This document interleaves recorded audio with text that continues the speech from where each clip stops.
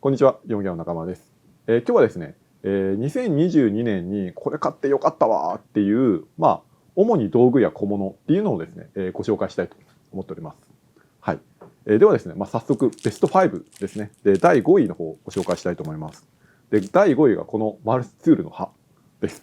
で、この MS ミントっていう会社の、刃なんですけど、これなんで買ったかっていうと、普段は Amazon で売ってる1万100円ぐらいのすっごい安いのを、使い捨てで使ってたんですよ。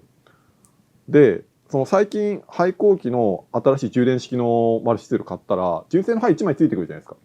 そしたらやっぱ純正の刃って切れるんですよね。だからやっぱいいもんだなと思って、これしようかな、純正にしようかなと思ったら1枚2000円するんですよ。さすがに高いと思って。で、なんかもうちょっとなんかいいのないかなと思って探して見つけたのがこの、MS ミントっていうメーカーの刃です。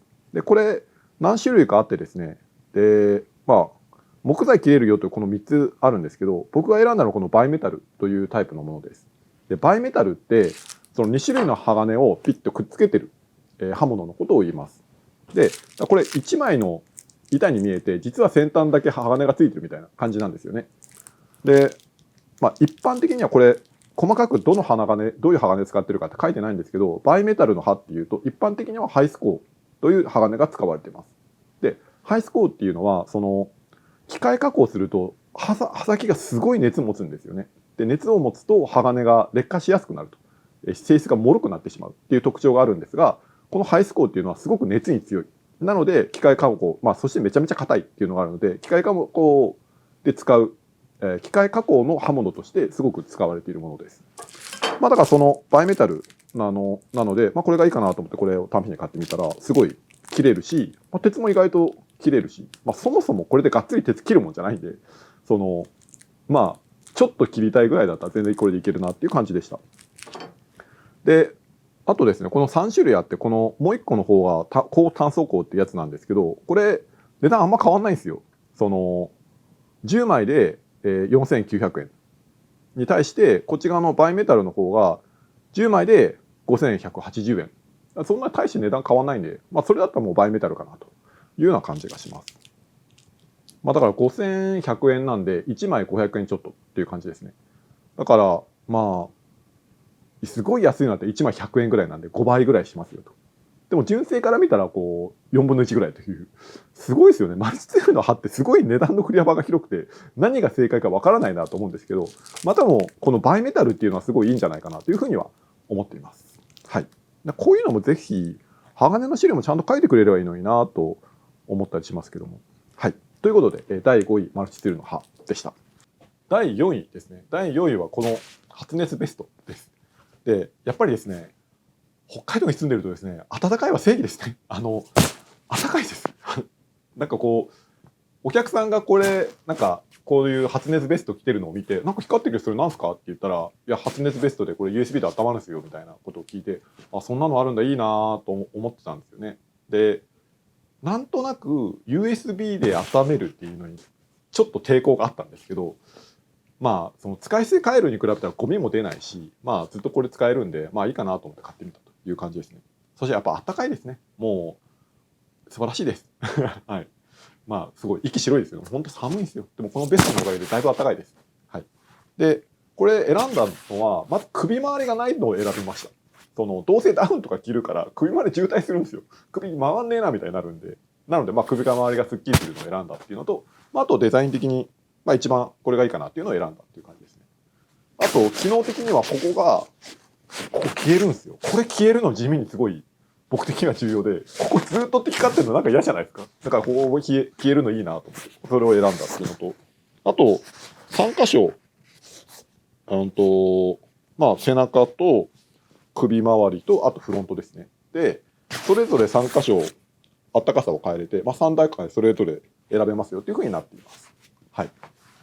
これすごいいいなと愛用してるんですが、残念なところがですね、2つあって、僕の使い方は悪いんですけど、まずこれボタン式なんです。脱ぐときにバレーンってやるんで、そこボタンが取れたっていう。1個ここなくなっちゃいましたね。はい。という、1個ボタンがなくなっちゃったっていう残念なポイントと、あと、USB バッテリーが付属されてくるんですけど、これ、ここの端子が、この、でこれも壊しちゃったんですよ。なんで壊れたかっていうと、これ入れた時にここに謎のスペースがあるんですよ。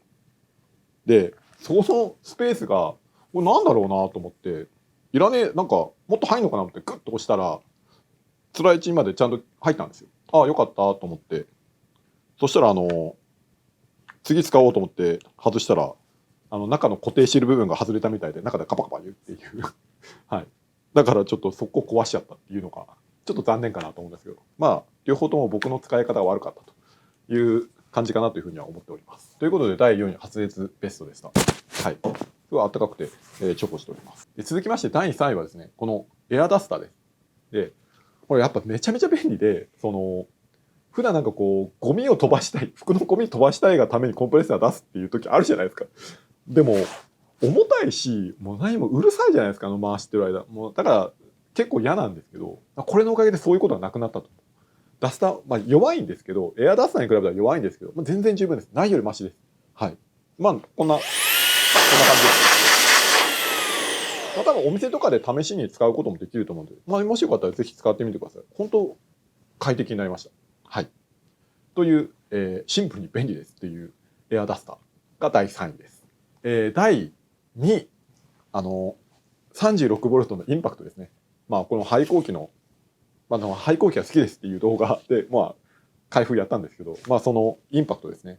これはやっぱ今までマキタの 14V 使ってたんですよ、ずっと。まああれの子はマキタの 18V だったんですけど、インパクトはずっと 14V で、その 18V とか 40V とか、まあ要は大きいやつってちょっと重たいっすよねって言って硬くない 14V 使ってたんですけど、まあさすがにもうそろそろあれかと思って廃校機の 36V に乗り換えたんですけど、まあ力あると、まあ、快適ですね。14V の 41mm のビスを打つぐらいの感覚で 90mm のビスが打てるみたいな。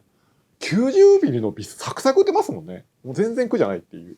だからやっぱ便利だなって快適になりました。早く買っとけばよかったなと思うんですけど、やっぱり人間なんかこう買わない時はなんか買わない理由をいっぱい語るんですけど、もう買ったらなんか買ってよかったなみたいになるので、もし迷ってる方はですね、後悔することないと思うので、ぜひ買っていいんじゃないかなと思います。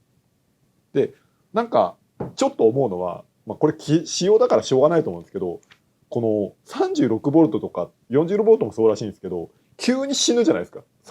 急に力尽きるんですよ。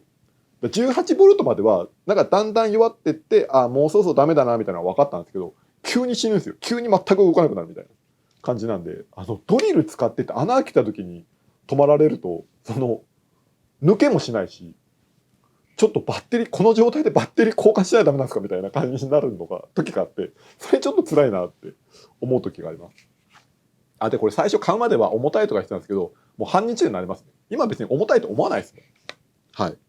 なんか14V たまにもっと軽っと思うけど、重っとは思わないですよね。人間って不思議ですね。なんかそんなもんなんだなと。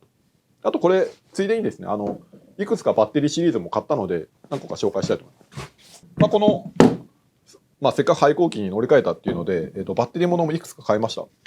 まずこの、タッカーですね。これ 10mm の 10J のステープルが打てるタッカーです。で僕フラッシュの扉とかも自分で作ることもあるので、そういう時にすごい便利だし、あと下地の時とかもやっぱすごい便利ですね。10mm タッカー。はい。で 10mm タッカーです。あと先ほど言ったマルチツールです。はい。でバッテリー式のやつですね。でこれ今まで俺持ってたやつオートってなかったんですけど、オートってあるんですね、今のマルチツール。これもなんかオート便利ですね。最初負荷がかかったら急にビーンって強くなるし弱くなるしっていう、回転数が自動で変わるっていう、負荷に合わせて変わってくれるっていうオートモードがあるんで便利です。オートモードいいです。ただこれ刃の交換がちょっとめんどくさいんですよね。これなんか開いてここ回して抜くみたいな、ここなんかいると思うんですよね。ここの回してロック、ここの意味いるって、これ何なのって思うじゃないですか。じゃあこれ何みたいな。なんかそれがちょっと不思議なんですよね。なんかマキタのやつってここだけで止まりませんし、前使ってたやつここだけで止まってたんですけど、この引っ張って回す部分っているのかなってもうちょっとなんかなかったらいいのになと思いますけど、はい。でもやっぱバランスですね。あともう一個セーバーソーですね。はい。セーバーソーも買いました。これもセーバース迷ったんですよね。こっちのタイプにするか、もう一個ちっちゃい方あるじゃないですか。いや、なんか使いが、取り回しを考えたらちっちゃい方がいいかなと思ったんですけど、やっぱちょっと弱いんじゃないかなとか思って、結局でかい方を買うっていう。いや、でもなんかやっぱ、いや、要はもう出すのめんどくさくなるのが一番良くないじゃないですか。だからパッと出してパッと使えるっていうのは、ちっちゃい方でもよかったかな。どうかなって未だにちょっと悩むという。まあでもこれ買ったんだから、まあこれでいいやとは思うんですけど。あとフックがつくのいいですね、これフック。フック。これフックつくんだったら全部にフックつけてほしいんだけどなって。マルチツールにもフックつけてよと思いません？これせっかくこういうのもつくんだったらマルチツールもフックあったらいいのになってちょっと思います。はい。ということで、第2位がですね、36V の、インパクトとあとバッテリーたちみたいなバッテリー君ですね。はい、という感じです。はい。そして第1位、この2020年2022年で、一番買ってよかったわっていう第1位がですね、このビット収納するやつ。これがですね、これなんですよ。この、はい、新しくインパクトも買ったし、なんか中身整理したいなと思ってこれ買ったんですけど、めちゃめちゃ便利なんですよ。5個入っていて、ビットこうやって収納できるんですよ。もう本当にインパクトの中のケースの中でごちゃってなるじゃないですか。これのおかげでだいぶスッキリします。ふうにですね、こう収納できるんですよ。これがやっぱ便利で、もうこれなかったらもうこの中にごちゃーってなってるじゃないですか。でもこうやって収納できるんで、すごい探すのも楽になったし、すごい便利です。すごいスッキリすると。だからもうちょっと欲しいかなとは思うんですけど、でも逆にこれ以上ビットなんて必要ねえだろっていう気もするんで、だからちゃんと使わないやつ捨てないとダメなんですよね。なんとなく取っといてるやつとか、使わないけど取っといてるっていうやつも何個かあるんで、そういうのをちゃんと整理して、これ以上貯めないっていう方が、いいのかなというふうに思ったりしています。実は俺整理するってすごい苦手で、だからこれのおかげですごい整理しやすくなって良くなったなと思っています。インパクトのケースの中身っていうのも面白いですよね。結構いろんなものを皆さん持ってるので、こういうのあるんだっていうのもあるかなと。今度この中身を紹介したいなと思います。はい、見てください。こういう時にこのエアダスターがですね、これでエンジンなんです。はい。第1位はこのインパクトのビットをちゃんと整理してくれるやつです。2022年でこれ買ってよかったわっていうものベスト5ということで、ご紹介の方させていただきました。でこれ撮影しているのが12月30日でして、僕も昨日ですね、12月29日が仕事納めで、最後の仕事になりました。